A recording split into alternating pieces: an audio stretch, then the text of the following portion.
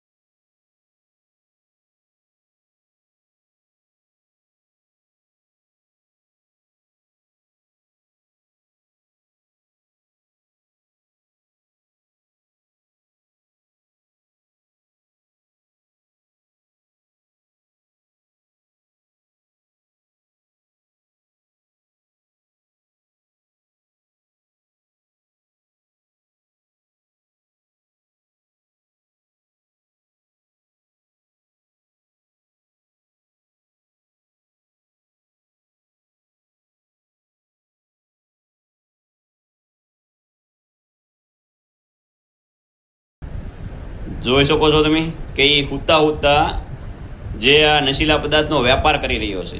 અને આવું બધું ક્યારે શક્ય બને? જ્યારે પ્રશાસનના આની ઉપર બંને હાથ હોય, બાકી આ વસ્તુ શક્ય નથી.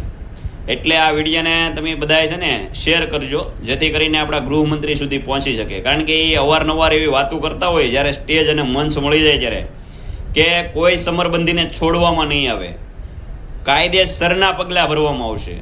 આ 2-3 વાક્યો એની લીટી જે ગોખેલી છે ને એના માટે આ વિડીયો એને પહોંચાડજો. પરંતુ હવે જો આગળના સમયમાં આપણે જાગૃત નહીં બનીએ ને તો આ વરાસા વિસ્તાર જે આપણે સુરતની અંદર આવીને આપણે કર્મભૂમિ અહીં બનાવી છે ને, ત્યાં આગળ જતાં આપણે રહી નહીં શકીએ.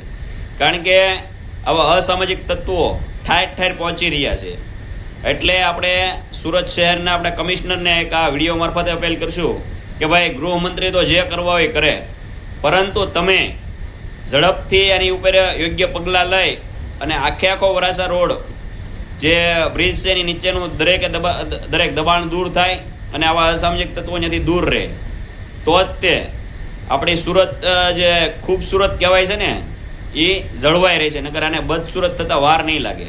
અને આના વિશે આપણા ધારાસભ્ય વરાસા રોડના કુમારભાઈ કાનાણીએ પણ પત્ર લખ્યો હતો કે ભાઈ, આજે ઘરના આપણે વરાસા બ્રિજ છે ને એ બ્રિજ ઉપર ગરનાળાથી લઈ અને સરથાણા જગાતનાકા સુધી અસામાજિક તત્વોનો અડ્ડો બની શક્યો છે.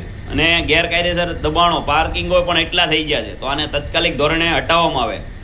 એટલે જો તમે સામાન્ય જનતાનું ન માનો તો કાંઈ નહીં, પરંતુ તમારા સત્તા પક્ષના ધારાસભ્ય છે, પૂર્વ આરોગ્ય મંત્રી છે, એના પત્રનો તો ક્યાંક એક લાજ શરમ રાખી અને આની ઉપર ત્વરિત પગલાં લઈ અને યોગ્ય કાર્યવાહી કરો, એવી તમને એક નમ્ર અપીલ છે.